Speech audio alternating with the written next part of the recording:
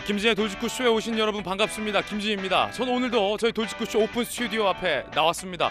이준석 대표의 성상납 의혹과 관련돼서 윤리위의 징계가 이제 며칠 남지 않았습니다. 그런데 이 대표가 윤리위의 배후에 윤핵관이 있는 게 자명한 거 아니냐라는 주장을 연이은하면서 날선 공방을 벌이고 있습니다. 자, 과연 이 대표의 의심 어디에서 기인한 걸까? 윤리위의 최종 결과는 어떻게 나올까? 이준석 대표의 운명은 어떻게 될지 잠시 후 이야기 나눠보죠. 저는 비가 오나 눈이 오나 매일 아침 이곳에서 여러분을 기다리겠습니다. 김지의 돌직구쇼 지금 라이브로 시작합니다. 잠깐만요.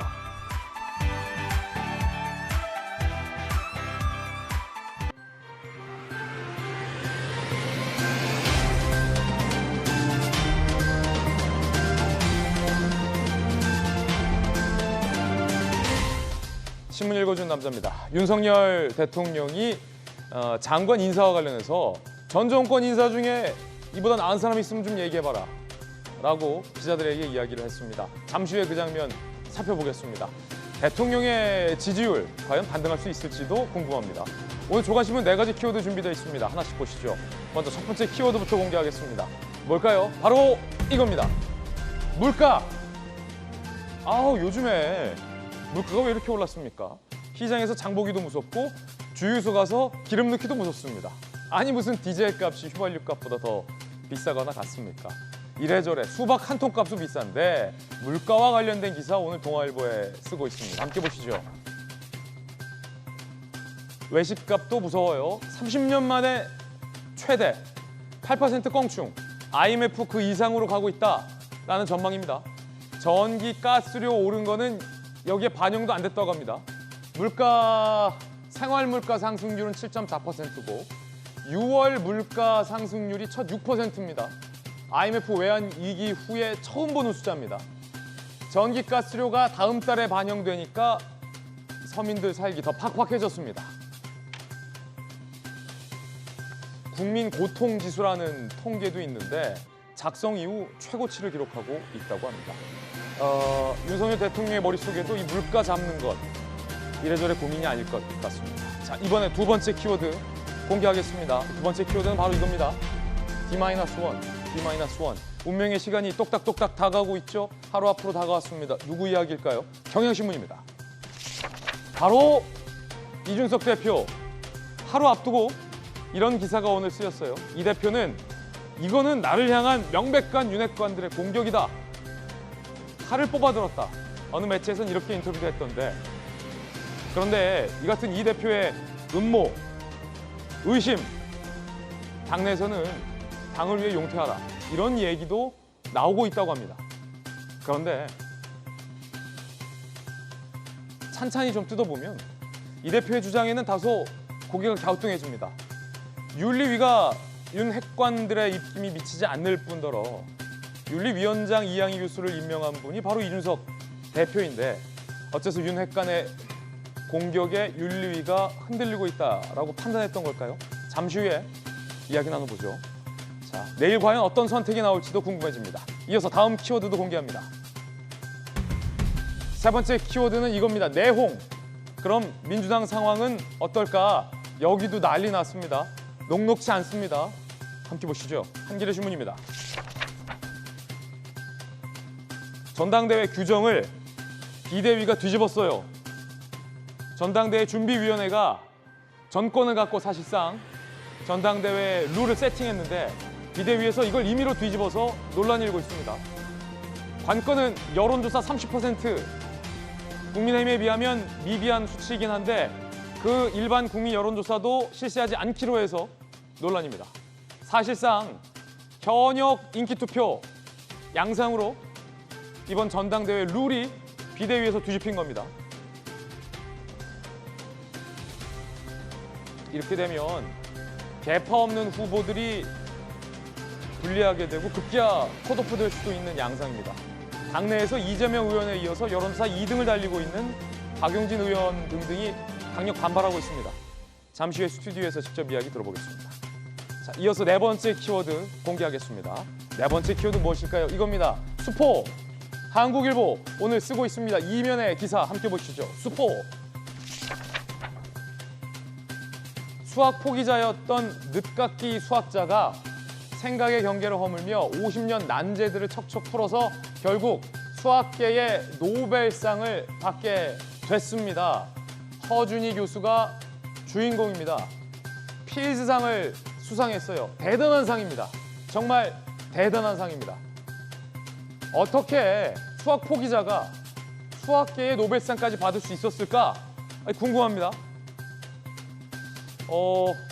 애아빠의 한 사람으로서 상당히 궁금해집니다. 학부모들 잠시 후에 주목하시기 바라겠습니다. 지금까지 신문 읽어주는 남자였습니다.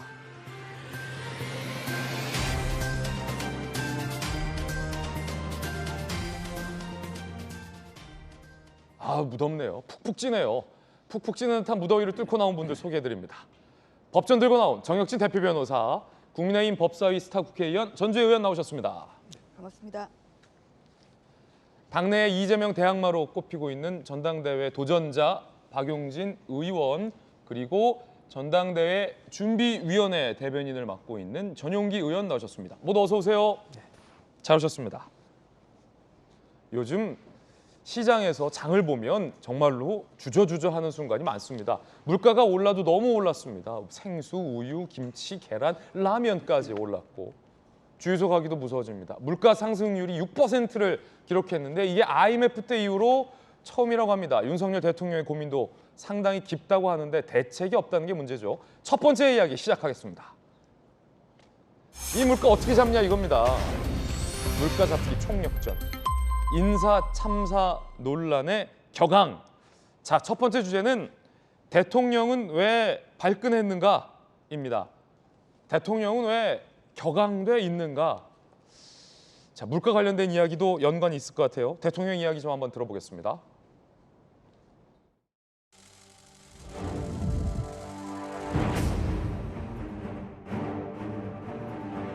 오일 쇼크 이후 가장 심각한 물가 충격을 받고 있습니다.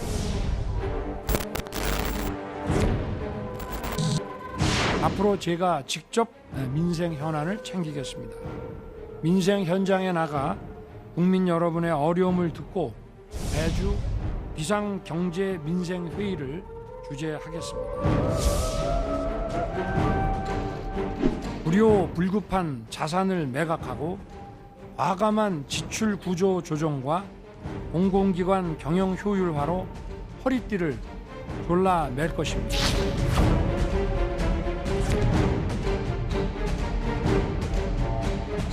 대통령 소속위원회부터 과감하게 정비해서 책임 행정의 기틀을 세우겠습니다. 각 부처에서도 적극 나서 주시기를 당부드립니다.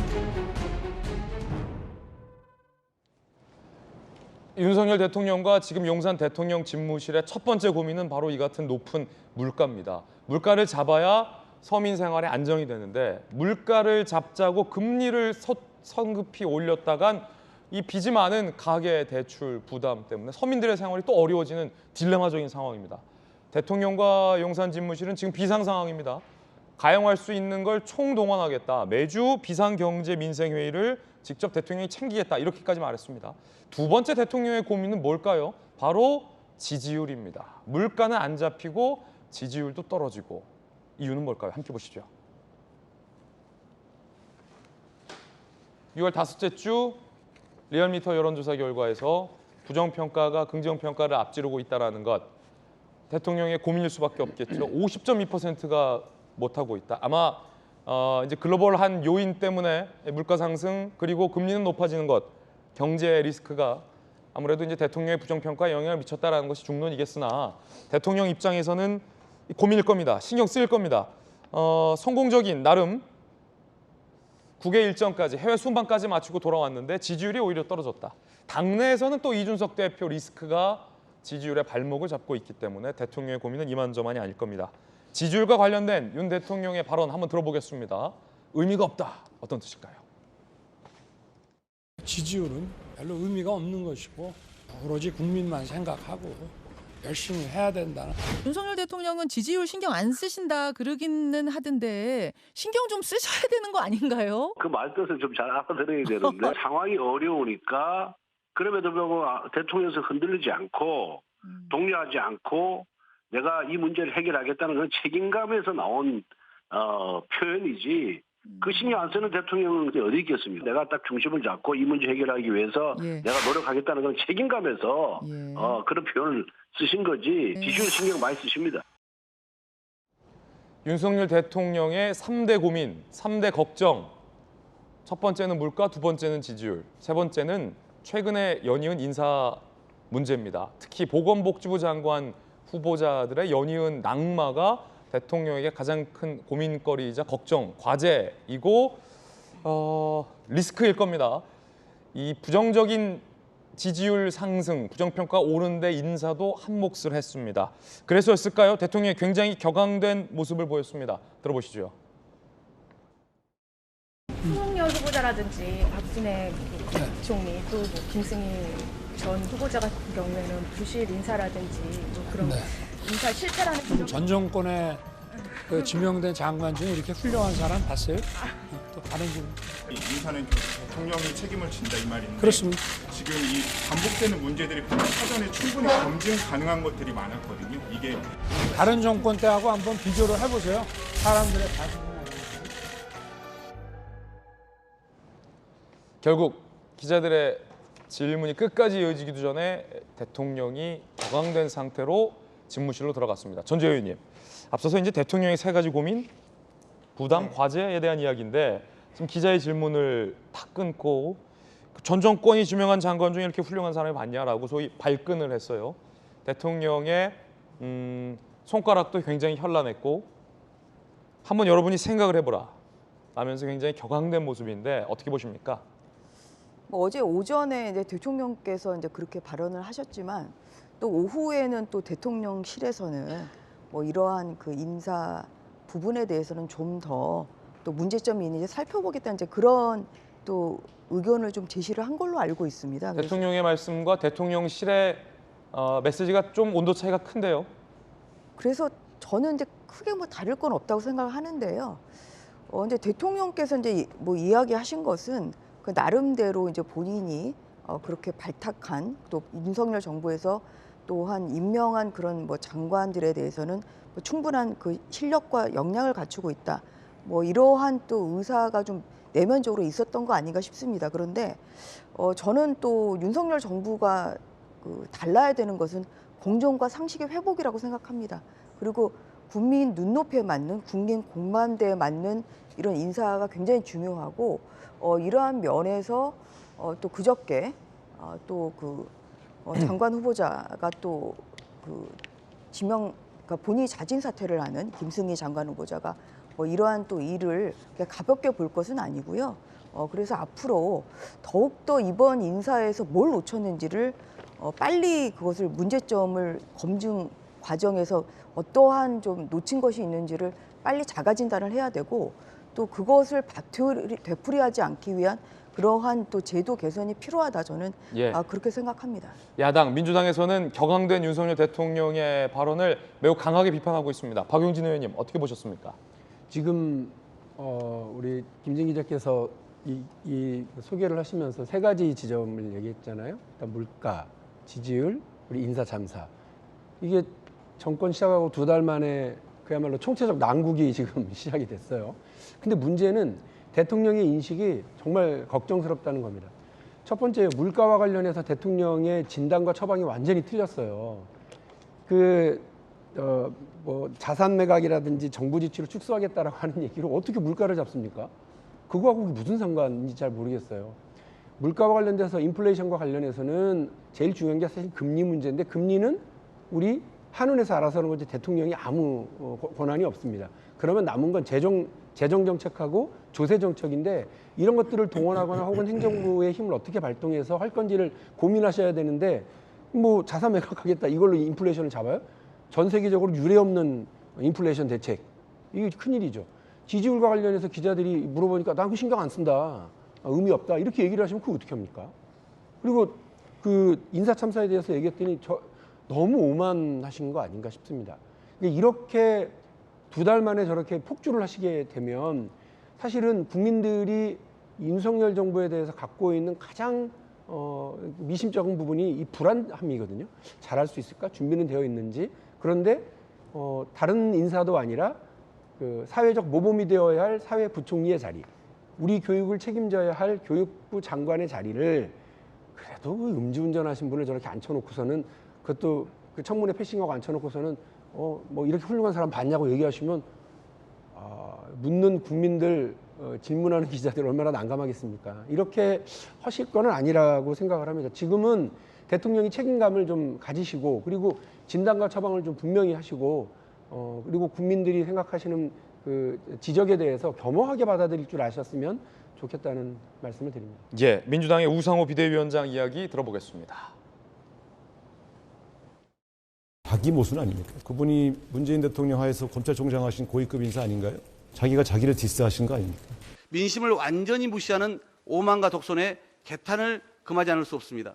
반복되는 부실 검증과 인사 참사로 인한 국민 피해의 모든 책임은 윤석열 대통령께 있습니다. 이 정권 지명 장관 중에서도 그닥 훌륭한 사람은 찾아볼 수 없었습니다. 전 정권 탓은 그만하시고 현 정권 스스로를 먼저 돌아보시기 바랍니다. 정영점 변호사님, 야당의 이제 날카로운 비판들이 이어지고 있고 이제 보건복지부 장관이 연이어서 이제 낙마를 했어요. 그래서 일각에서는 야 이거 뭐 복지부의 저주냐, 복지부 장관 임명할 때마다 이렇게 어떻게 미처 보지 못했던 어떤 문제들이 이렇게 많이 쏟아져 나오냐 이런 말들도 있고 대통령 차원에서는 뭐 열심히 한다고 하지만 지지율이 뭐 여러 가지 영향으로 떨어지고 해서 상당히 좀 대통령이 좀 격앙된 것 같아요. 특히 전 정권 장관 중에 뭐 이렇게 훌륭한 사람을 봤냐라고 말한 교육부 장관 후보자, 사회부총리 후보자 같은 경우에도 또 뭐 음주운전 경력도 있고. 그래서 저는 어떻게 생각하냐면은 저도 애 키우지만 우리 애들이 되게 똑똑한 줄 알았어요. 아주 되게 똑똑할 거다라고. 똑똑하잖아요. 따라고 기대도 하더라고요. 하고. 예. 그런데 이제 그 공부를 못 한단 말이에요. 그러면 부모들이 다 뭐라고 이야기하냐면 야, 우리 애가 머리는 좋은데 공부를 안 해서 그래. 이렇게 이야기를 한단 말이에요. 그런데 예컨대 이제 우리 애가 시험을 쳤는데 예. 성적이 아주 나빠요. 그러면 너 왜 이렇게 시험 못 봤냐? 그렇게 이야기하면 얘가 아이 뭐 제가 그 시험을 잘 썼는데 뭐 밀렸었다. 아니면 막 뭐 시험 치려고 그러는데 갑자기 뭐 설사가 났다. 이런 식으로 변명을 하면 그나마 뭐 그런가 부모니까 믿어줄 마음이 생길 수가 있는데 그런데 얘가 시험 못 봤다라고 해놓고 뭐라고 이야기하냐면 아 옆집에 걔보다 내가 더 잘했다 이런 식으로 이야기하는 거예요. 예. 그런데 제 입장에서 보면은 옆집 애는 비교 대상이 아니거든요. 아, 쟤하고 어떻게 네가 비교하냐? 우리 애는 똑똑해야 되는데 왜 옆집에 공부 못하고 그런 애하고 비교를 하냐? 그러니까 어떤 생각이 드냐면 지금 여당 지지자하는 사람들 입장에서 보면은 아, 어떻게 전 정권하고 비교를 하냐? 우리가 그 정도로 그 당신한테 기대한 게 아니고 그 윤석열 대통령은 공정하고 뭐 이렇게 하고 합리적이고 실적도 보여주고 그럴 거라고 기대를 갖다가 했는데 계속 전 정권 탓만 하니까 저런 말씀하시면 그 과연 지지자들이 그 납득을 할 수 있겠는가? 그러니까 잠언에 어떤 말이 있냐면요. 말이 많아지면 허물이 많아진다는 이야기가 있거든요. 그래서 저런 부분들은 대통령께서 좀 신경을 쓰셔야 되는 거 아닌가 싶습니다. 예, 문재인 정부와의 비교 발언이 최근 잦긴 했습니다. 물론 문재인 정부는 어떤 이유가 있을 때 많이 이명박 박근혜 정권 탓을 하기도 했었습니다. 여당 내에서 불편한 소리도 나오고 있다는데 일단 그 발언들, 대통령의 발언들 들어보시죠. 검찰 인사가 반복되면서 대통령의 인적 풀 자체가 너무 좁은 것 아니냐 이런 비판도 나오고 있는데 이에 대해서 어떻게 생각하십니까? 뭐 과거에 민변 출신들이 아주 뭐 고배를 하지 않았습니까? 민주당 쪽에서 전 정부 관련 수사나 뭐 이재명 이제 의원 관련 수사에 대해서 정치 보복이라는 얘기가 나오는데 정권이 교체가 되고 나면 과거 일을 수사하지 미래 일을 수사할 수는 없잖아요. 뭐 민주당 정부 때는 안 했습니까? 전영기 의원 어떻게 봅니까? 저는 이제 도어 스태핑이 처음에는 되게 좋은 긍정적인 반응을 일으켰다라고 보지만 앞으로의 도어 스태핑은 야당이 민주당에서까지 걱정스러운 정도다. 저는 이렇게 말씀드리고 싶습니다. 그러니까 지금 그 윤석열 대통령께서 보이고 있는 모습이 굉장히 격양되어 있거든요. 그러니까 굉장히 좀 감정적인 모습들을 보이고 있고 윤석열 정부의 실책이라든지 문제점에 대해서 지적을 하는 순간 전 정부와 비교해봐라. 전에는 잘했느냐. 전에는 뭐 민변 출신이 다 하지 않았느냐. 이런 식으로 전 정부 탓을 하면서 격양된 모습을 계속적으로 보이고 있거든요. 예. 사실상 국민들이 불안감을 느끼는 것은 얼마나 지도자가 역량을 발휘해서 우리 대한민국을 잘 이끌어 갈 것인가. 이 기본적인 틀에서 이것만 잘해도 사실 불안감을 느끼지 못하고 있는데 대통령께서 실책을 거듭하고 있고 아까 뭐 3가지의 총체적 난국 속에서 본인의 잘못을 이야기하자마자 전 정부 탓을 한다거나 격양된 모습을 보인다거나 하게 되면은 국민들은 불안할 수밖에 없다 이런 말씀 좀 드리고 싶고요. 마지막으로 추가적으로 드리고 싶은 말씀은 지금은 3가지고 40%대의 지지율을 가지고 있지만 앞으로 4년을 임기를 더 지키셔야 되는데 그 당시에는 뭐 20% 떨어질 수도 있고 10% 떨어질 수도 있고 오히려 반등할 수도 있는 그런 이렇게 왔다 갔다 하는 모습을 보일 것이거든요. 그럼 만약에 떨어졌을 때 또 윤석열 대통령께서 더 격양된 모습을 도어 스태핑에서 보이게 된다면 국민들은 굉장히 불안한 나날들을 보이게 될 거다. 저는 그렇게 보고 있습니다. 자, 민주당의 오늘 대표에서 나오신 두 분들이 나름 합리적인 조언들을 해주시고 있어요. 대통령이 불안한 모습을 보이면 국민들이 불안해진다라는 말에는 상당수 많은 공감이 갈 것 같고요. 박순애 장관을 임명하는 임명장에서도 대통령이 다소 격앙된 발언을 해서 많이 오늘 보도가 되고 있습니다. 어떤 발언을 했는지 들어보겠습니다.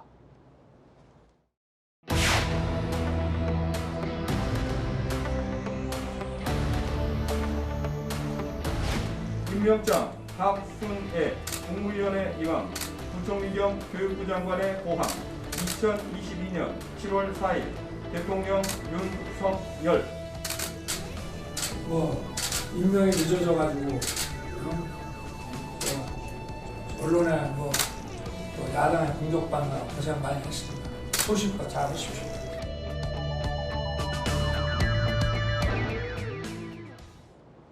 언론의 야당에 공격받느라 고생 많았다. 과연 이 발언의 의미가 무엇일까요? 함께 보시죠. 대통령실 관계자, 지면 40일 만에 임명장을 주는 자리에서 마음고생이 있었을 테니 위로하는 뜻에서 한 이야기로 이해해달라. 지금 대통령실에서 굉장히 대통령의 격앙된 발언의 수위를 낮추느라 상당히 고생을 하고 있는 그런 모습이 좀 보여요. 이해해달라라고 하잖아요.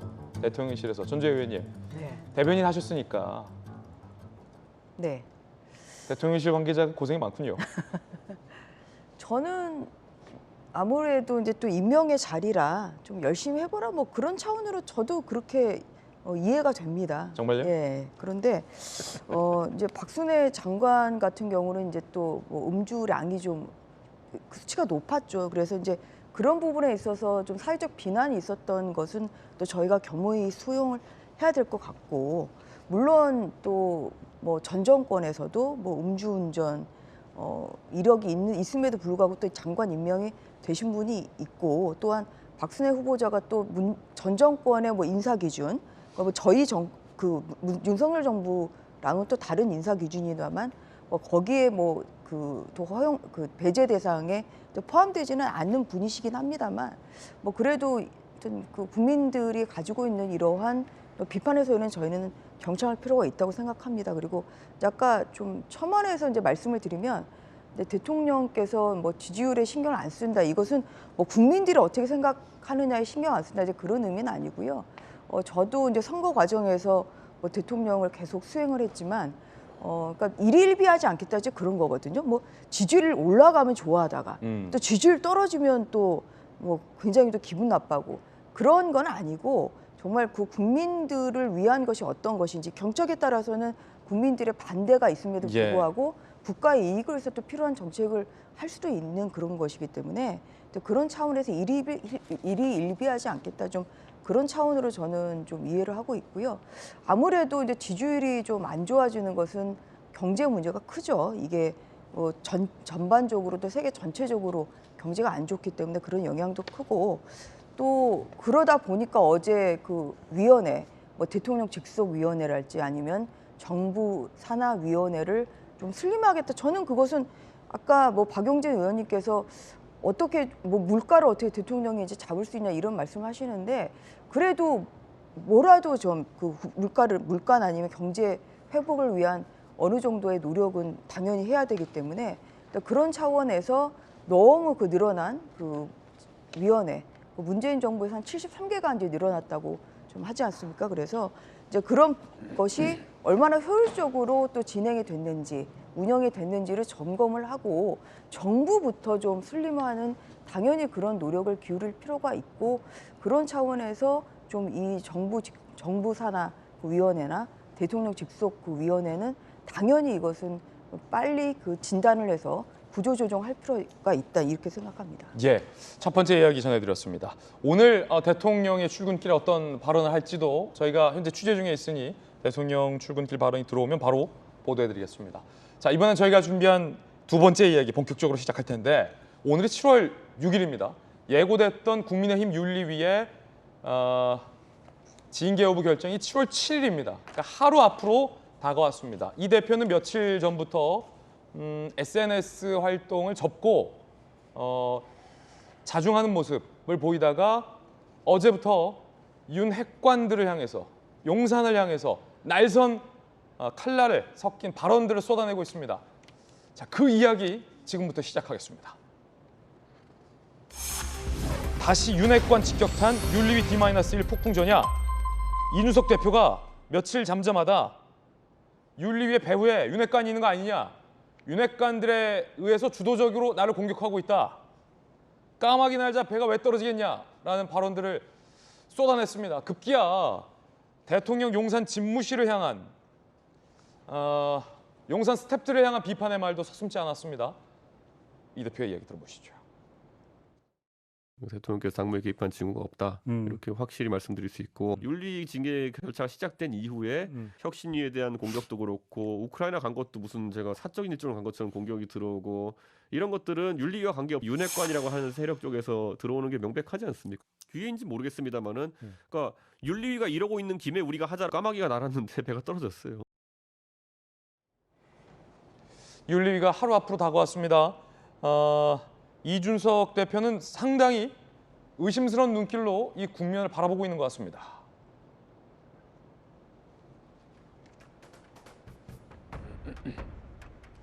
이 대표의 SNS.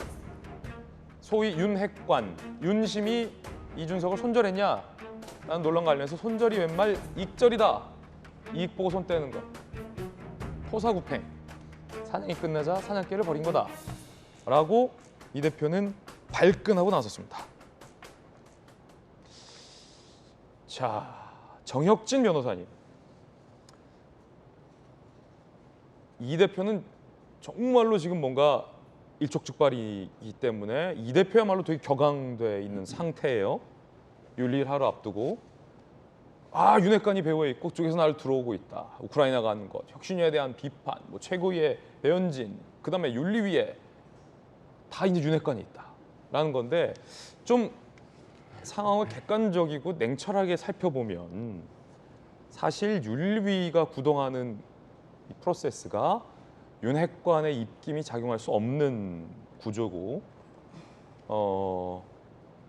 더 명확한 것은 윤리위원장인 이양희 교수는 이준석 대표가 임명을 했단 말이에요. 박근혜 전 대통령 시절에 이준석 대표와의 인연이 있었잖아요. 그랬는데 이 같은 윤리위의 국면 뒤에 윤핵관이 있는 거 아니냐라는 의심이 과연 합리적일까? 저는 이상하다라고 생각하는 게 일단 용어도 손절이라는 말은 뭐 요즘 손절하고 싶은 사람들 되게 많을 텐데 주가 하도 떨어져가지고 익절이란 말은 제가 들어본 적이 없어요. 그 이익 실현이라고 그러지 누가 익절이라고 합니까? 그다음에 저는 이준석 대표의 그 대응이 도저히 이해가 안 되는 게 예컨대 이런 거 같거든요. 너 지난번 시험에서 컨닝했지. 예. 그랬으면 했다 안 했다 요것만 이야기하면 되는데 컨닝했는지 안 했는지에 대해서는 아무런 이야기를 안 하고 어떻게 이야기하냐면 지난번에 내가 레포트를 얼마나 잘 썼는데 그다음에 내가 선생님 뭐 어깨도 주물러드리고 얼마나 잘했는데 그렇게 이야기를 한단 말이에요. 그러니까 오히려 일반 사람들 입장에서는 자꾸 이렇게 말을 돌리지. 그러면 진짜 컨닝한 거 아닌가? 그러면서 의혹을 스스로 더 이렇게 부풀린 그러한 측면들이 있는 것이 아닌가. 지금 중요한 거는 이준석 대표가 그 옛날에 그 시간이 좀 지나긴 했지만 어쨌든 그러한 부적절한 행동을 했는가. 만약에 그런 부적절한 행동을 본인이 했다라고 하면은 거기에 대해서 내가 그때는 좀 젊어서 그랬습니다. 사과하고 간단히 혹시 넘어갈 수도 있었던 일을 자꾸 부인을 하니까 그러니까 지난번에 최광욱 의원 같은 경우도 사람이 말 실수할 수도 있는 건데 그걸 자꾸 덮으려다 보니까 일이 더 커진 거 아니겠습니까? 예. 그래가지고 저는 최광욱 의원 케이스하고 굉장히 유사한 케이스인데 왜냐하면 이제 일단 본인이 첫 번째 부인을 둘 다 하고 있고요. 그다음에 두 번째 그러면서 일이 더 커졌고요. 그런데 차이점은 뭐가 있느냐? 최강욱 의원은 말만으로 그렇게 징계를 받게 됐는데 이준석 대표 같은 경우는 말 뒤에 그 이상에 넘어가는 어떠한 부적절한 행위가 있는 거 아닌가 그런 의심까지 가니까 윤리위에서 과연 내일 결정이 날지는 모르겠지만 결정이 나온다라고 그러면 최강욱 의원의 그 케이스에 비추어 볼 때 그렇게 간단히 넘어갈 수 있을까? 그런 좀 안타까움과 그런 생각이 듭니다. 윤핵관의 공격이 명백하다며 비열하다라고 목소리를 높이고 있는 이준석 대표. 자, 당내 사정을 잘 아시니까 또 전주혜 의원이야말로 지난 대선 기간 때 윤석열 대통령의 모든 일정을 수행했던 수행 대변인 역할을 하지 않았습니까? 윤핵관이라면 윤핵관이라고 할 수도 있는데 이준석 대표가 처한 어려움의 배후에 윤핵관의 공격임이 명백합니까? 일단 저는 이제 그 국민의힘 소속 의원으로서 참 이런 상황이 굉장히 사실 좀 마음이 착잡합니다. 예. 뭐 좀 국민들께서 그 0.73%의 그 대선 승리를 좀 주신 이유는 이제 좀 잘해보라 좀 이런 그 기회를 주신 건데 좀 그 기대에 좀 저희가 좀 부응하지 못하는 좀 모습을 보이는 것 같아서 현재 당내 상황이 누구의 잘잘못을 떠나서 그래서 좀 그런 면에서 좀 뭐 국민들께 좀 송구하다 좀 이런 마음을 좀 가지고 있습니다. 네. 근데 그 윤리위는 제가 그 이준석 대표가 임명한 그 윤리위원장과 또 윤리위원들로 구성이 돼 있죠. 그래서 뭐 그런 부분에 있어서 글쎄요, 그 윤핵관의 입김이 작용할 수 있는 구조인가 사실 저는 그 부분은 좀 동의하기가 어려운 것 같아요. 왜냐하면 그 객관적인 상황이 본인이 임명한 그 윤리위원장과 윤리위원들이 어떻게 윤핵관의 입김이 그 작용할 수 있겠느냐, 좀 그런 이제 좀 저는 생각을 가지고 있고요. 그 두 번째로는 저 윤리위가 굉장히 독립적으로 움직이는 곳이다. 그 제가 아마 지난 시간에도 말씀을 드렸던 것 같은데 이 이준석 대표의 징계 개시가 그 4월 말에 있었거든요. 이제 그때는 뭐 당이 분위기도 굉장히 좋았고 한편으로는 또 검수완박 그 법안을 저지하기 위해서 당내 모든 의원들이 그 저지를 위해서 총력을 기울일 때라 그 상황에서 징계 개시를 하는데 어떻게 그 어떤 외부의 입김이 작용할 수 있는가? 윤핵관들의 입김은 작용할 수 없는 구조다. 네, 그 당시에 저는 상황은 그렇다고 생각합니다. 사실 그것이 시작이 돼서 지금까지 굴러온 거거든요.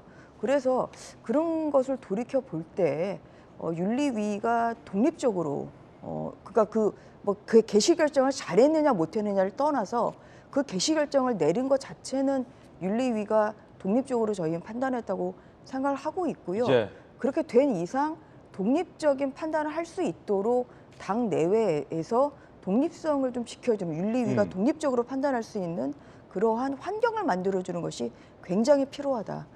그런 말씀을 드리고 싶습니다. 칼 빼들고 달려들고 있다. 윤핵관을 지칭해서 이준석 대표는 이렇게 얘기했는데 혹시 당내에서 칼 빼들고 달려드는 분이 누굽니까? 보셨습니까? 모르겠습니다. 못 보셨습니까? 네.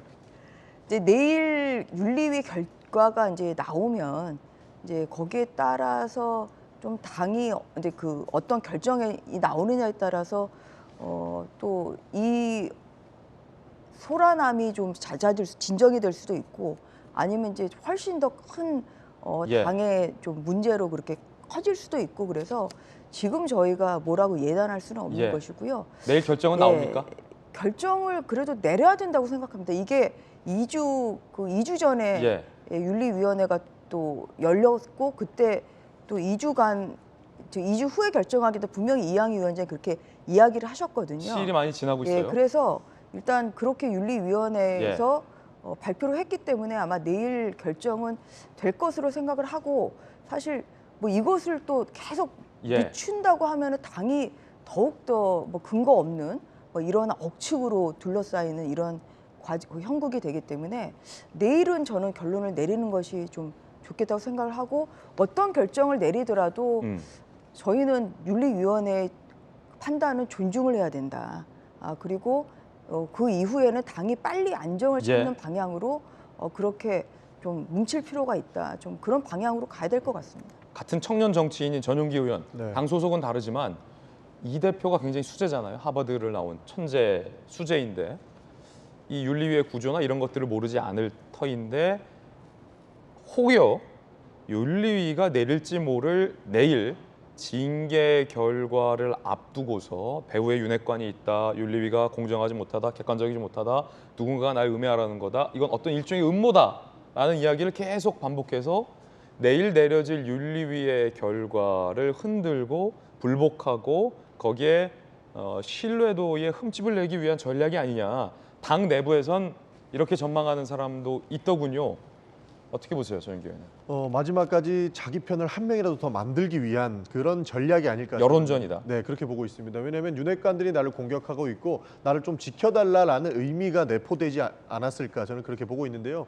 사실상 윤리위가 보류 결정을 내렸죠. 보류 결정을 내리고 지금 10일 가까이 지난 후에 이제 내일 윤리위가 열리게 되는데 이 보류 결정이 이준석 대표한테는 굉장히 치명적인 결정이었다. 저는 그렇게 보고 있습니다. 예. 그 이유가 뭐냐면 그때 당시에는 이준석 대표가 그래도 아니라고 하니까 믿어줘야 된다는 여론이 조금이라도 있었습니다. 그러나 보류 결정을 내리고 나서 보류 결정 이후에는 우리 아이카이스트의 대표인 그 변호사가 나와서 사실인지 아닌지도 모르는 피의 사실도 공표했고요. 새롭게 박근혜의 시계도 등장을 했고 다양한 군불대기용 연기가 많이 이렇게 일어나는 경우들을 봤거든요. 그러니까 이게 사실이든 아니든 이준석 대표는 잘못됐다라고 생각하는 분들이 보류 결정이 내리기 전보다 많이 늘었다고 보고 있습니다. 예. 그렇기 때문에 이 보류 결정이 국민들 감정 상태에는 굉장히 큰 영향을 미쳤고 이런 상황 속에서 이준석 대표는 마지막까지 내 편이 하나라도 더 있어야 만약에 안 좋은 결정이 내려지더라도 윤리위에 이렇게 항거할 수 있는 명분이 되지 않을까 이런 측면에서 아마 이런 작전을 펴는 것이 아닌가 싶습니다. 그렇군요. 네. 윤리위가 어떤 결과를 내릴 텐데 만약에 이 대표에 대한 징계 결론을 내린다면 이 대표는 이를 불응하고 항거 모드로 전환할 것이다. 라는 지금까지 이준석 대표가 보였던 모습에는 사실 많은 이제 논쟁 속에서 본인들의 몸집을 키우는 그런 정치를 선호했단 말이죠. 그래서 대선 기간에는 윤석열 대통령과 대치 국면을 벌였던 것이고 이후에도 각종 중진들이나 자기보다 몸집이 클 것 같은 사람들과 굉장히 많은 대립 구도를 많이 가지고 왔는데 그 대립 속에서 나온 사실 보복의 결과가 지금 이것이 아닐까 저는 그렇게 또 보고 있습니다. 그렇기 때문에 이것을 좀 더 이준석 대표 입장에서는 증폭을 시키고 자기 편을 하나라도 더 모아야만 자기의 정치적인 앞으로의 생활이 걸린 문제로 또 결렬이 될 수 있기 때문에 그런 측면에서 자기 편을 모으고 있는 것은 아닌가 저는 그렇게 보고 있습니다. 전윤기 의원의 의견입니다. 그렇다면 윤리위가 어떤 결정을 내려도 그 이후의 상황이 매우 시끄러울 수 있겠다라는 예상도 가능해지는데 이 대표와 최근 여러 차례 충돌했던 배현진 최고위원은 이 대표의 문제가 명확해질 때까지 최고위를 보이콧한 바 있습니다. 이 대표의 이런 발언들에 대해서 배현진 최고는 뭐라고 얘기했을까요? 그 누구도 아닌 20대의 본인과 싸우고 있는 걸 온 국민이 다 안다. 안 했다는 말로 간단히 해결됐을 일을 횡설수설로 몇 달째 해야 할 말만 하라. 라고 배현진 최고위원은 역시 날선 발언을 이 대표를 겨눴습니다. 자, 과연 내일 이준석 대표의 운명은 어떻게 될까요? 성상납을 받았는가 안 받았는가 라는 판단, 그 이후에 전개되는 상황에서 이 대표가 보여줬던 당대표로서의 행동, 적절한지 여부, 윤리위는 아마 판단을 내릴 텐데 그 결과가 어떻게 될지 상당히 귀추가 주목됩니다. 그런가 하면 성접대를 했다라는 측에서 박근혜 전 대통령의 시계를 찾았다라며 매기구이집 이야기를 꺼냈습니다. 웬 매기?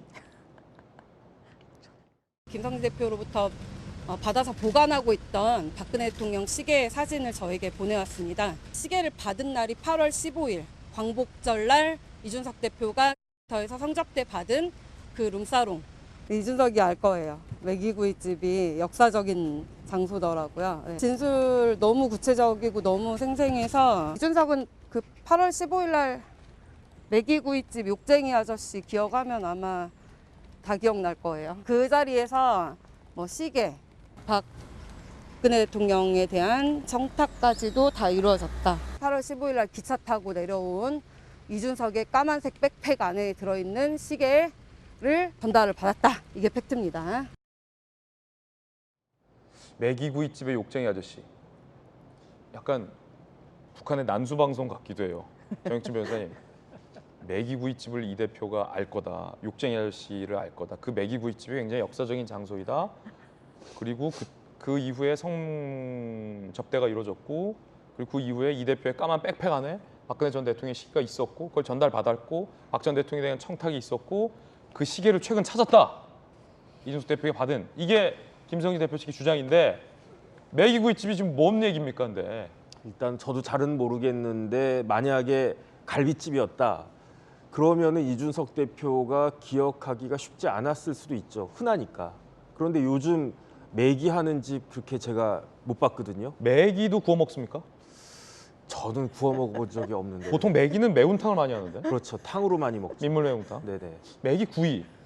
그러니까 이제 그 어떻게 보면 굉장히 독특한 대전에 이제 식당이 굉장히 많이 있는데요. 그런 독특한 식당에 또 거기 주인도 뭐 욕쟁이 아저씨라고 그러니까 어떤 분인지는 모르지만 뭐 옛날에 그 이명박 전 대통령 그 할 때 욕쟁이 할머니 광고에 나오지 않았습니까? 예. 그런 식으로 나름대로 이렇게 의미가 있는 그 기억에 남는 그러니까 이준석 대표가 2013년 8월 15일 날 그러한 식당에서 그러한 그 음식을 먹었다라고 하는 것을 기억하지 못할 리가 없다는 거죠. 왜냐하면 그냥 일반 백반을 먹은 게 아니니까. 그렇기 때문에 만약에 그때 이제 그런 식으로 뭐 영수증이든지 뭐든지 이렇게 나온다라고 하면 그 진술이 굉장히 구체적이다. 진술이 구체적이다라고 하는 것은요. 그 사람의 진술이 신빙성이 있다는 거거든요. 옆에 이제 전주의 의원님 판사 그 오래 하셨지만 사실은 증거가 남지 않는 유형의 종류의 그 범죄가 두 가지가 있어요. 첫 번째는 뇌물죄, 두 번째는 뭐냐면은 성 관련 범죄거든요. 왜냐하면 그런 것들 그 떠버리고 다니면서 범죄한 사람들이 없으니까. 그런데 이 케이스는 성상납과 관련된 그 알선수재죄니까 이게 두 가지가 그 융합된 그러한 범죄이기 때문에 사실은 진술 말고 특별한 증거가 나오기가 쉽지 않다. 이걸 다 알고 있으니까 이런 부분들 감안하면 저 정도 구체적 진술이 나오는 게 이준석 대표한테는 결코 그렇게 좋은 것은 아니지 않나 싶습니다. 매기구이를 그 정혁진 변호사님 말씀 중에 찾아보니까 매기구이집이 꽤 많군요. 매기도 구워 먹는답니다. 그 황태구이처럼 꾸덕꾸덕하게 고추장 양념에 나오는 게 매기구이고 매기구이를 시키면 보통 매기탕이 서비스로 나온다라는 얘기도 나오고 있는데 그런데 정혁진 변호사님 이걸 다 꾸며낸 얘기일 수도 있잖아요. 김성진 씨 측이 왜냐하면 김성진 씨 측은 지금 죄를 지어서 복역하고 있고 물론 수감돼 있는 사람의 말이 모두 다 거짓이다라고 단정할 수는 없습니다만 이걸 다 꾸며낸 얘기일 수도 있잖아요. 예를 들어서 욕쟁이 아저씨야 저희 동네에 되게 많고 저희 동네만 하더라도 욕쟁이 아저씨들이 매기 구이집은 좀 독특하긴 하지만 상상의 공간일 수 있고 또 박근혜 전 대통령의 시계는 이 대표에 의해서 받은 게 아니라 다른 경로를 통해서 받았을 수도 있는 것 아닙니까? 그 시계는 제가 봐도 조금 어떨지는 모르겠어요. 그 실물이 나온 것도 아니고 사진이니까.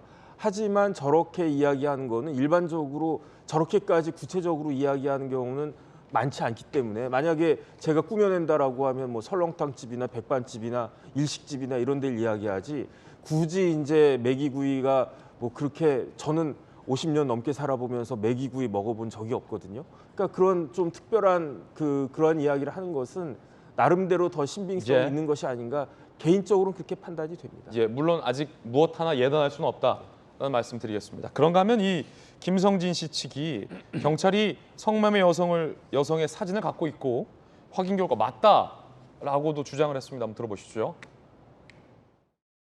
7월 11일 날 있었던 첫 성접대 룸사롱에서 있었던 일과 그 해당 숙박업소 시간이나 여성에 관한 문제 뭐 이야기 그리고 그 이전에 있었던 양주 마시던 자리에서 동석했던 여성들 사진도 제시받았고요. 그 사진을 보고 뭐 관련 인물들 특정도 했고 성접대는 2번이라고 오늘 이제 김 대표가 못을 박았고 그렇지만 여성이 나오는 접대 자리는 더 많이 있었다까지 들었어요. 자, 이건 뭐 일방적인 한쪽의 주장이다라는 말씀 거듭드리고 이 대표 측의 반박도 준비가 되어 있습니다. 한번 살펴보겠습니다. 이준석 대표입니다. 어제 해당 실물 시계가 있다라고 주장한 김성진 씨 측은 찾았다 하죠. 그러자 이 대표 말이 서서히 안 맞기 시작. 8월 15일에 처음 독립유공자들에게 배부한 시계다. 시점 자체가 안 맞는다. 라고 이 대표는 반박하긴 했습니다.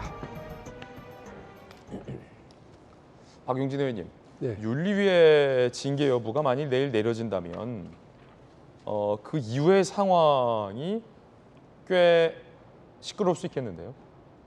저는 참 뭐 말을 얹고 싶은 생각이 별로 없는데 예. 안타까워요.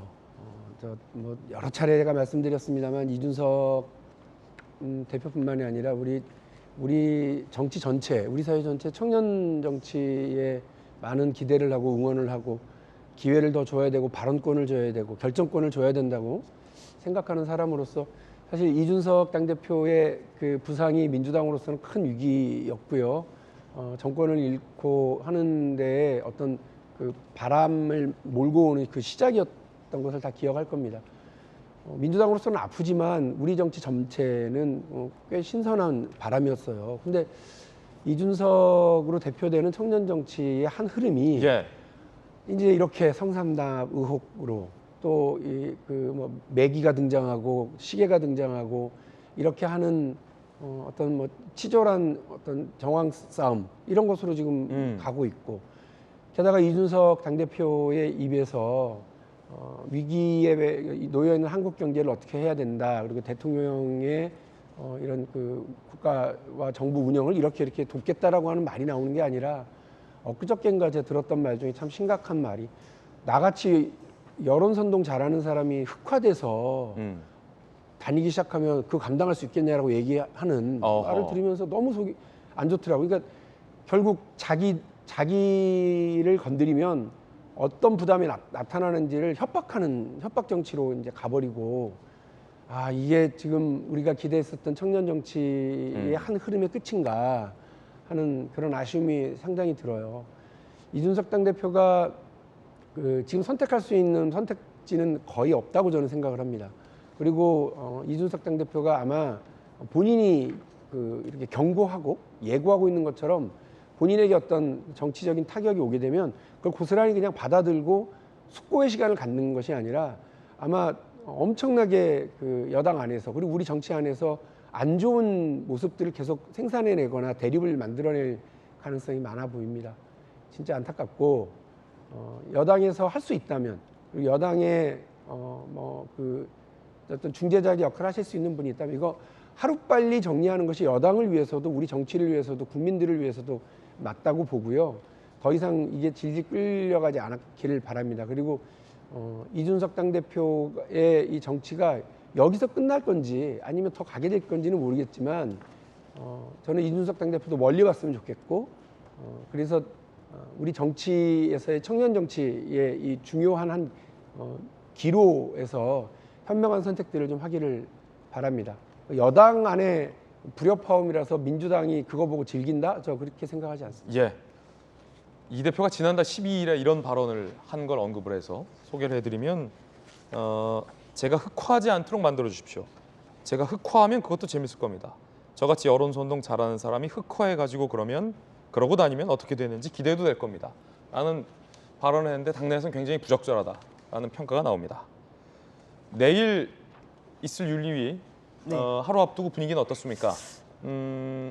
앞서서 가부간의 결정을 내일은 내려야 한다라고 전주혜 의원은 말씀 주셨지만 상당히 당내의 많은 인사들은 만약에 윤리위가 이 대표에 대한 징계를 하게 됐을 때 이 대표가 굉장히 강하게 불복하면서 대립 구도를 끌고 갈 거다 이렇게 예상하는 분들이 많거든요.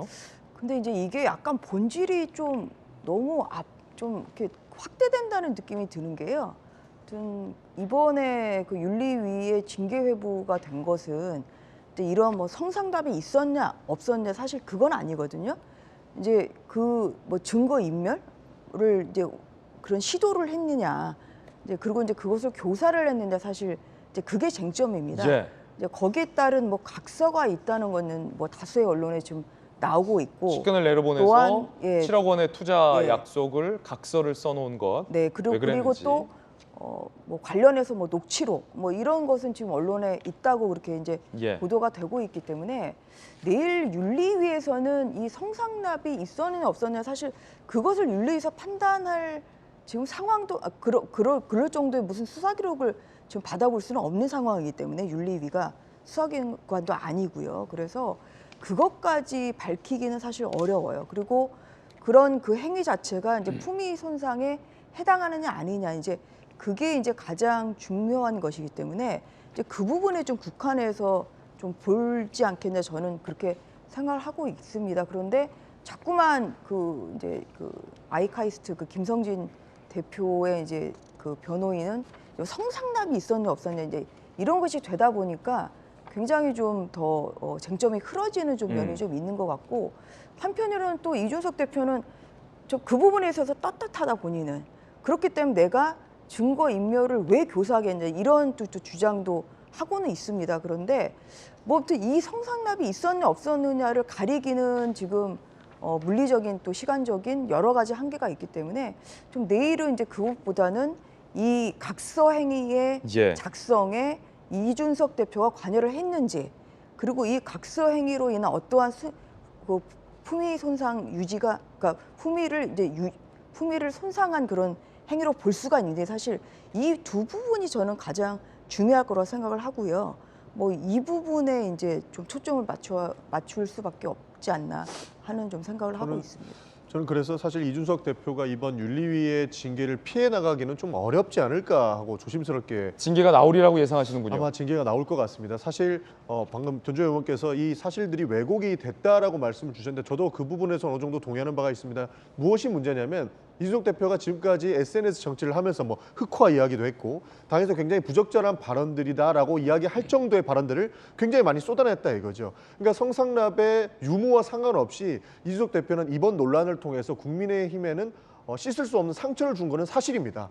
실제로 그리고 그 누구였죠? 그 아무튼 비서실장 격에 그분이 직접 내려가서 뭐 7억 정도의 뭐 각서를 썼다 이런 내용 자체가 국민의힘한테는 씻을 수 없는 상처를 이미 주었기 때문에 이런 측면에서 윤리위의 판단이 아마 내려질 것이다. 이런 측면에서 윤리위의 징계를 피해가기는 어려울 것이다. 이런 말씀을 드리고 싶고요. 저는 더 문제가 된다고 보는 게 사실 같은 해 11월에 김성진 대표가 박근혜 대통령 앞에서 시연을 했다라는 거거든요. 그러니까 성상납의 유무와 상관없이 어떠한 루트로 이 김 대표가 그 박근혜 대통령 앞에서 시연이 있었는가 이것도 한번 밝혀져야 될 문제고 이런 측면에서 봤을 때 전체적인 맥락으로서 이준석 대표는 국민의힘에게 씻을 수 없는 상처를 줬고 그 당시에 어떤 루트로 김 대표가 박근혜 대통령 앞에서 시연을 했었는지 이런 것까지 다 함께 볼 필요가 있다. 저는 그렇게 보고 있습니다. 간장 발언.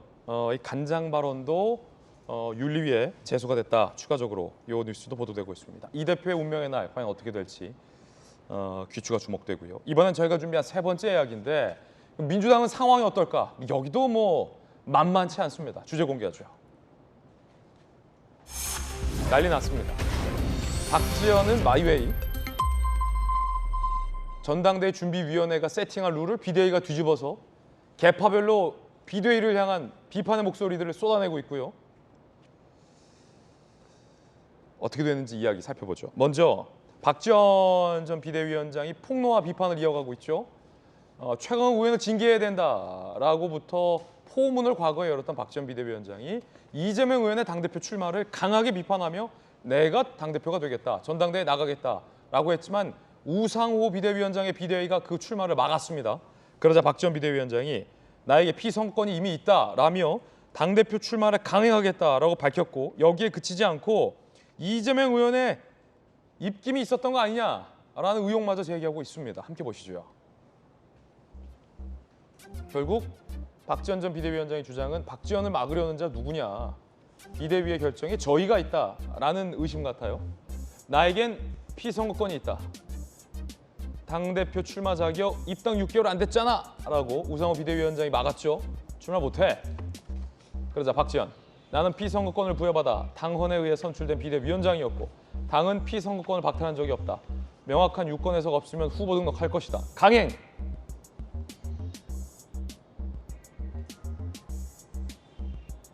전대 시작하기 전에 다들 어대명. 어차피 대표는 이재명. 이재명의 최측근이자 대리인이 김남국. 제가 출마 결심을 밝힌 뒤 집중 비판하고 있다. 출마 불허 결정에 이재명의 의중이 반영됐을 거다. 라고 비대위의 출마 불허 배후에 이재명 의원이 있는 거 안다 라며 경고장을 날렸습니다. 상당히 좀 강력하게 수위를 높였어요. 비판의 수위를. 그러자 우상호 비대위원장은 반발을 했습니다. 피선거권이 있다는 주장은 납득하기 어렵다라는 겁니다. 끝까지 출마를 막겠다는 뜻으로도 해석됩니다. 본인에게는 피선거권이 아직 유효하고 후보 등록을 하겠다고 하셨거든요. 왜 예외를 인정해주지 않았냐고 항의할 수는 있으나 예외를 인정하지 않기로 한 결정이 있음에도 불구하고 피선거권이 있다고 주장하시는 것은 조금 납득하기 어려운 내용인 것 같습니다. 네. 비대위원장은 임명직이고 당대표는 당직은 당헌 당규상 6개월 그걸 딱 채워야 된다. 있기 때문에 그건 뭐 경우가 완전히 다르다. 예, 너무 나간 거죠. 이재명이 입김이 있다. 나의 출마를 막는 것. 박용진 의원님. 네. 여러 차례 그 박지원 전 비대위원장을 격려하고 응원했던 입장이었고 최강욱 의원도 징계해야 된다. 이재명 의원 당대표 나오면 안 된다. 뭐 이런 입장하셨잖아요. 비대위가 박지원 전 비대위원장의 당대표 출마를 막는 것. 그 뒤에 이재명 의원의 입김이 있다고 보십니까? 뭐 그거야 알 수 없죠. 네, 그런데 이제 박지원 비대위원장을 제가 응원했던 건 청년 그리고 젊은 여성의 목소리를 당 안에서 그리고 그 시선을 당 내에서 이렇게 반영해주는 역할을 계속 해주기를 바랬던 거고요. 비대위원장으로서 뭐 어떤 그 능수능란한 모습을 보이는 정치력이 아니라 솔직하고 직선적인 그런 청년의 목소리가 당에서 계속 울려 퍼지려면 누군가가 같이 옆에서 이렇게 든든하게 있어주면 좋겠다. 그게 제가 그걸 하겠다 그런 말씀이었고요. 근데 박지원 비대위원장이 본인의 이제 출마 자격 여부에 대해서 얘기하시는 것과 관련해서는 조금 그 견해가 다른데. 견해가 다르다. 무슨 말씀이냐면 저는 박지원 비대위원장이 당대표에 출마하겠다고 할 때 그것도 역시 응원했습니다. 그런데 본인이 언론사 인터뷰를 진행하시면서 나는 6개월이 안 돼서 전당대 출마 자격 여부를 비대위와 당무위가 결정해 주셔야 한다고 본인이 얘기를 하신 거예요. 저도 깜짝 놀랐죠. 아 그렇구나. 민주당에 입당한 지 6개월이 안 됐구나. 저거 그러면 저거를 논의를 해야 될 텐데 했었던 거죠. 그런데 이제 비대위가 아니 그거를 특별한 조치를 굳이 취할 필요가 없다고 본다 이러면서 당무위원회에 그 논의를 붙이지 않기로 한 거죠. 근데 여기에 대한 해석을 갑자기 이제 박지원 위원장이 나는 이미 비대위원장으로서 출마 자격을 얻은 거나 마찬가지다라고 얘기를 하시는 거예요. 그러니까 본인이 처음에 이 문제를 제기할 때는 나한테 자격 유무에 대해서 판단해달라 이렇게 얘기를 하셨던 건데 그 판단이 내려지니 아니다. 나는 출마 자격이 원래 있다. 이렇게 지금 입장을 다시 바꾸신 거잖아요. 그러니까 이해와 관련해서 그 어떤 청년의 목소리를 내고 민주당이 달라져야 되고 쇄신해야 된다라고 하는 말을 전당대회 출마 여부를 둘러싼 논쟁 속에서만이 그런 얘기를 할 수 있는 건 아니잖아요. 전당대회 출마하지 않더라도 민주당이 달라져야 된다라고 하는 걸 말과 행동으로 여러 주장을 통해서 펼칠 수 있다고 저는 보고요. 그것을 굳이 전당대회의 출마 자격 여부, 당원 당규에 대한 해석 여부를 둘러싸고 이렇게 부딪혀서 가는 것이 과연 그건 맞을까?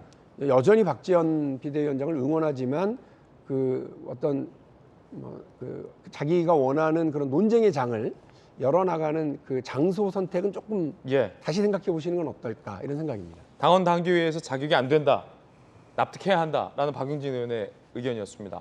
정익준 변호사는 어떻게 봅니까?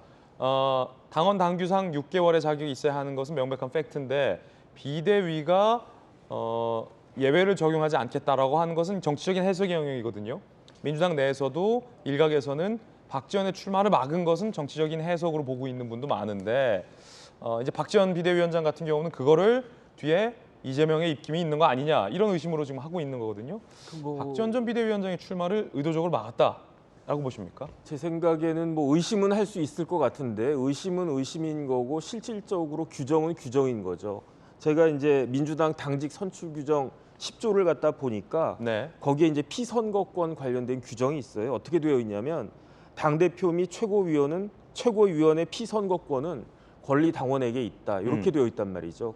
그런데 박지원 전 위원장 이야기하는 것처럼 내가 비대위원장 했었고 그랬으니까 이제 뭐 나한테는 당연히 피선거권이 있다라고 이야기하는데 이게 그 규정하고는 맞지 않는 것 같고 왜냐하면 그때 선출이 된 것이냐 아니면 조응천 의원 말씀처럼 인준에 불과한 것이냐 그런 논의도 있을 것 같고요. 그다음 그런 걸 다 떠나가지고 예외 규정은 위에서 알아서 해주는 거지 내가 스스로 예외 규정을 요구할 수 있는 건 아니라고 생각을 합니다. 예컨대 이제 중국집 가가지고 군만두 서비스를 갖다가 받으려고 하면은 그거는 최소한 탕수육 정도 딱 시켜놓고 그러면 이제 사장님이 아 고맙다 그러면서 군만두 서비스를 해주는 거지.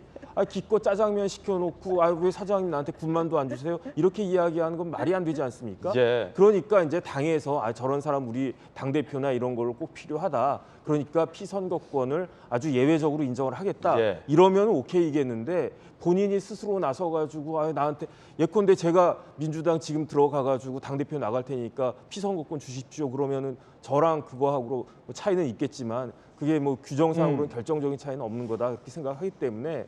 너무 이제 젊으신 분이 저렇게까지 억지 쓰는 거는 좀 아니지 않나 싶습니다. 예, 정혁진 변호사, 박용진 의원의 개인적 견해라는 말씀 드리겠습니다. 자, 의견과 상관없이 오늘 정혁진 변호사가 굉장히 비유의 대가적인 모습을 보였습니다. 비유의 대가, 비대 정혁진 선생님과 함께하고 있습니다. 박지원 비대위원장뿐만 아니라 당내에서 이재명 의원을 향한 비판의 목소리가 제기되고 있습니다. 먼저 박지원 전 비대위원장 이야기, 그리고 임종석 전 실장, 오랜만에 나왔네. 이야기 들어보겠습니다. 네, 대선 이후 지선을 거치면서 좀 이재명 의원이 달라졌다라고 좀 생각이 들더라고요. 성범죄 문제에 대해서 단호하게 대처할 것을 이제 몇 번이고 저와 약속을 하셨는데 뭐 이제 최강욱 의원 사건 등에 대해서 거의 어떤 말도 하시지 않았어요. 그리고 이제 심지어 제가 이야기를 하려고 할 때 이제 그런 발언들을 막기도 하셨고. 임종석 전 실장, 이재명 의원을 향해서 겨냥했어요. 염치 없는 행동을 보면 화가 나고 상식 벗어난 행동을 보면 창피함을 느낀다. 이재명의 민주당은 광주의 질문에 대한 답이 될 수 없다. 민주당이 이재명으로 돌아오길이라며 전당대회 출마를 강행하려는 이재명 의원에 대한 비판 의견들이 나왔습니다. 그런가 하면 진짜 민주당의 파열음은 룰 변경에서 나오고 있습니다. 전당대회 준비위원회가 사실상의 정권을 갖고 안규백 위원장 산하로 전당대회 룰과 관련된 결정을 내렸습니다. 여론조사는 일반 국민 여론조사는 30% 정도 반영하기로 한다. 그런데 돌연 우상호 비대위원장의 비대위가 전당준비위원회의 룰을 뒤집었습니다. 일반 여론조사는 0%다. 반영하지 않겠다라고 뒤집어서 민주당 내에 큰 파열음이 나오고 있습니다.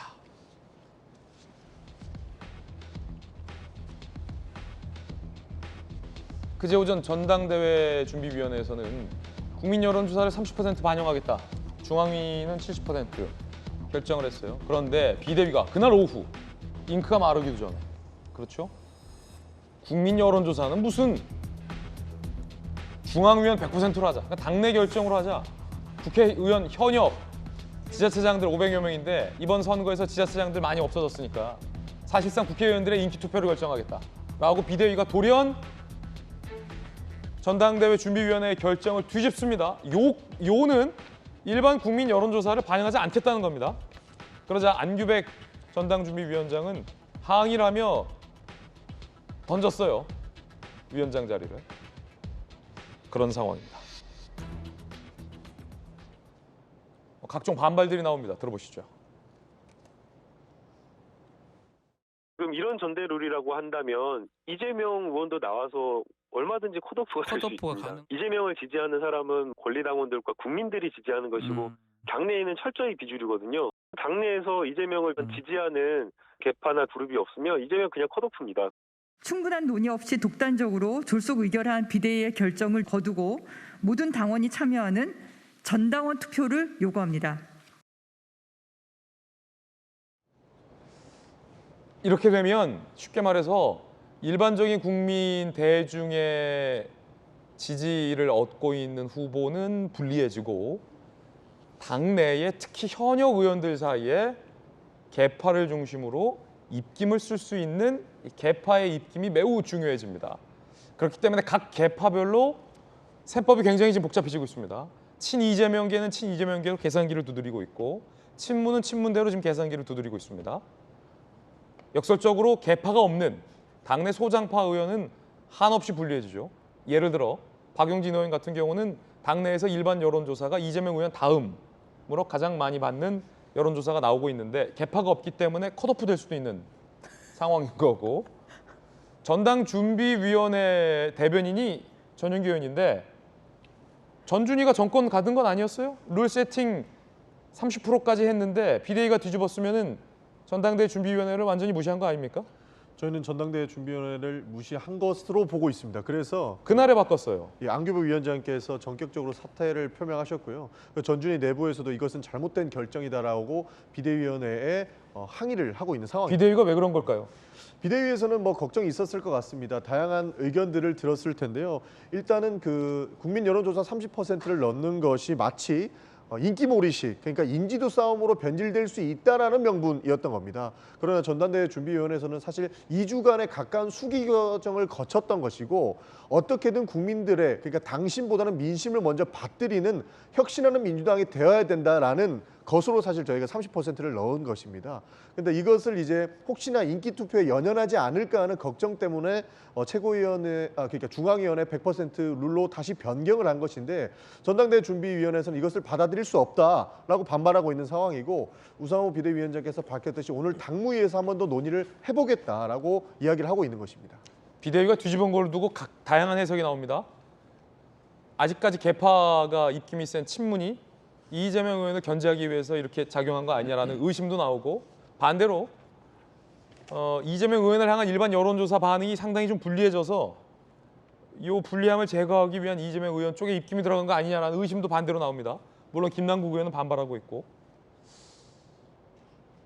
뭐 정확한 건 알 수 없습니다만 분명한 건 이렇게 되면 박용진 의원은 굉장히 불리해지잖아요.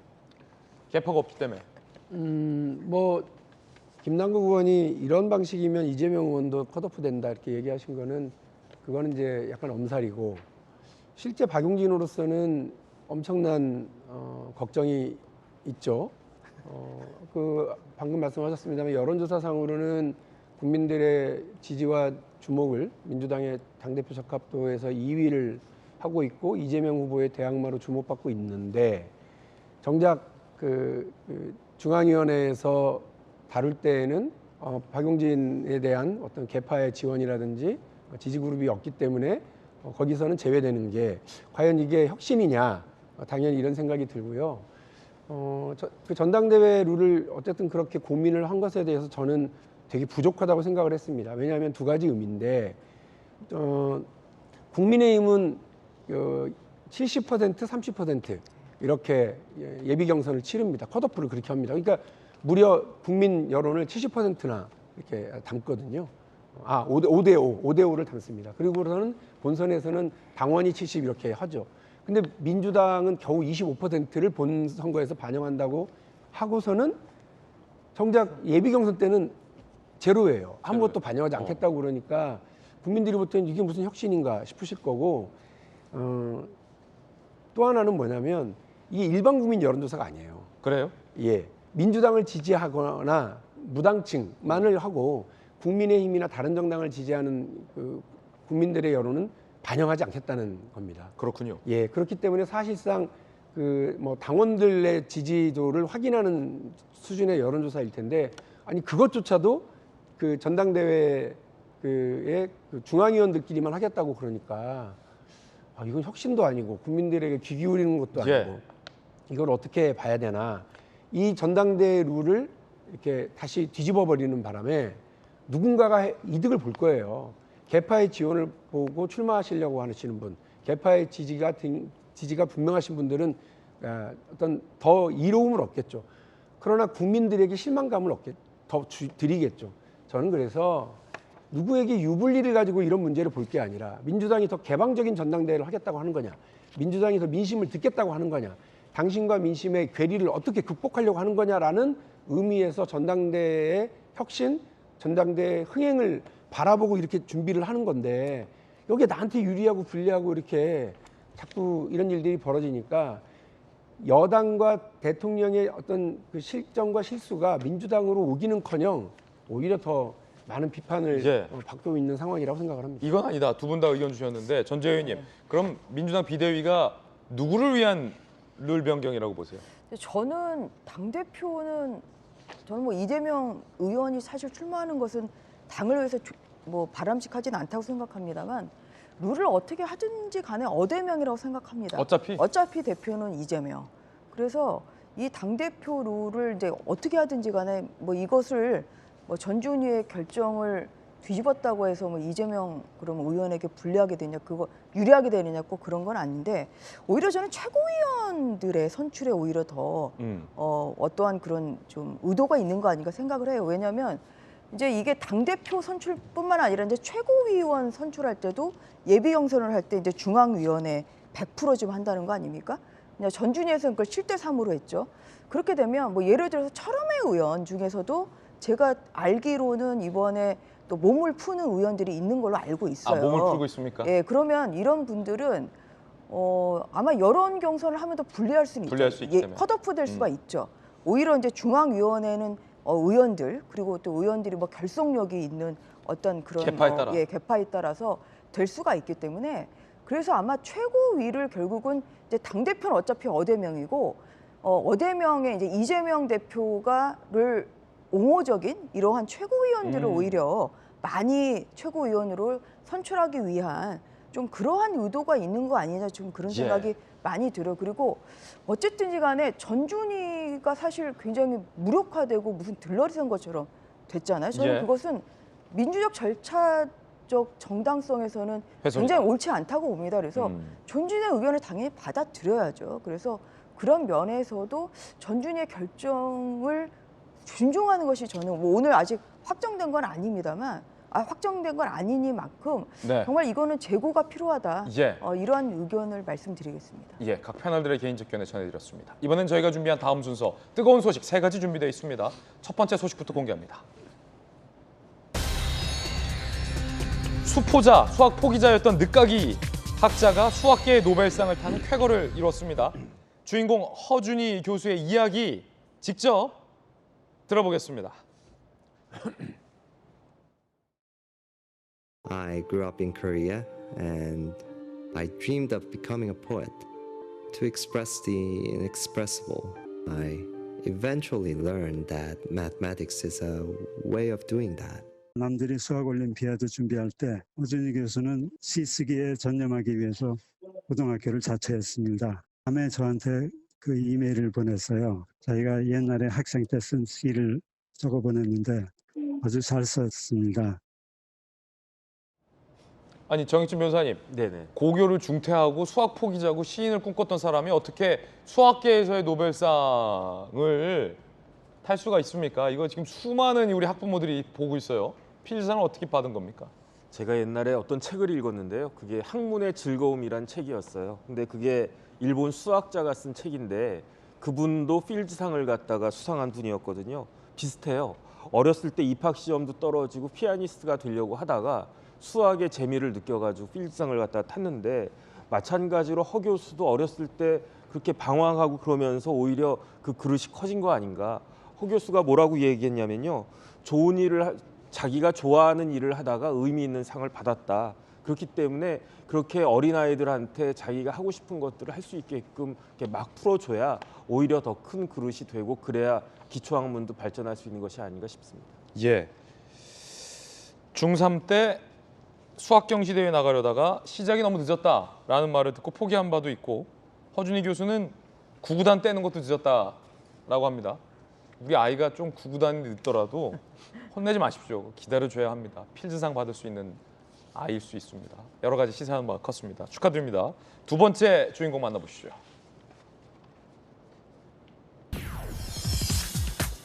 (20대) 여성이, 다 큰 성인 여성이 가양역 인근에서 돌연 실종됐는데 지금까지도 행방이 묘연합니다. 어떻게 된 일일까요?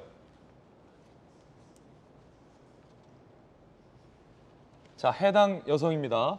20대 여성이 가양역 인근에서 실종됐습니다.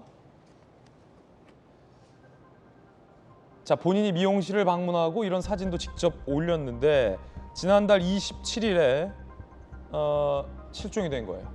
강남 소재 회사 퇴근 후 미용실을 방문하고 SNS 인증 사진까지 올라왔는데 밤 9시 30분부터 연락이 두절됐고 마지막 발견 장소가 서울 가양역 인근입니다. 언니는 집은 까치산역이라 가양역서 걸어는 못 간다. 왜 거기서 발견된지 모르겠다. 현재까지 행방묘연합니다. 같은 날 밤 11시경 김 씨 자택에 119가 출동합니다. 동생이 언니가 쓰러질 것 같다라고 신고했다더라. 119 구조대는 내가 괜찮은 것을 확인하고 돌아갔다. 이상했던 119의 신고. 이거는 뭘까? 석연치 않은 상황입니다. 김 씨가 출근하는 CCTV도 준비되어 있는데 한번 보시죠. 자, 출근하는 길의 CCTV 장면입니다. 그날의 인상착의 여러분도 좀 확인해 주셨으면 좋겠고요. 멀쩡히 출근을 하고 퇴근을 했고 미용실에 들렸고 사진을 올렸고 그리고 실종이 됐습니다. 자, 정혁진 변호사님. 네네. 갑작스럽게 실종되는데 어떻게 보십니까? 글쎄요, 6월 27일이니까 벌써 열흘가량 지났단 말이죠. 그다음 이제 강남 미용실에서 머리를 하고 가양역 가가지고 실종을 했는데 그런데 119 신고한 것이 굉장히 특이하고 이상한 정황이다 이렇게 판단이 되고요. 이 실종된 여성이 신고한 거잖아요. 그렇죠. 언니가 쓰러진 것 같다. 그래서 본인이 내가 뭐 이러이러하다 쓰러질 것 같다 해가지고 신고하면 그나마 괜찮겠는데 엉뚱하게 언니가 그럴 것 같다. 그런데 언니는 멀쩡했었거든요. 그래서 이게 굉장히 이상한 일이다 그런 생각은 드는데 실종된 동생으로부터 119 신고가 접수되고 출동한 119 구급대. 뭔가 이상한데요? 그래서 그런 일이 있었으니까 당일날 밤 11시 좀 넘어서 오히려 가족들이 실종 신고를 먼저 한 것이 아닌가 일단 그런 생각이 드는데 어찌됐든지 간에 그냥 해프닝으로 끝날 수 있었으면 좋겠다. 무슨 이상한 일이 생기지 않았으면 좋겠다. 그런 생각을 합니다. 예.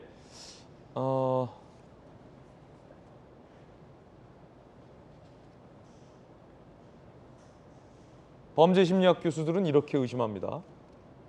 보통 내가 어떤 도움이 필요할 때 119에 신고하지 않나. 본인은 아직 집에 안 갔는데 집에 있는 언니를 도와달라고 하는 것. 자발적 가출이면 굳이 119가 등장해야 할 이유가 없다. 자, 하여튼 석연치 않은 장면이 많습니다.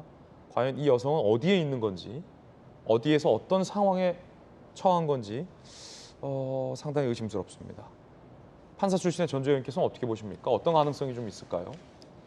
뭐 무사히 좀 귀가를 했으면 좋겠다. 아직 어떠한 소식은 들려오지 않은 상황인 만큼 혹시 뭐 범죄 그러한 생각을 가지고 있고요. 근데 저 119 신고에 저는 뭐 많은 단서가 있지 않나 그런 생각이 들어요.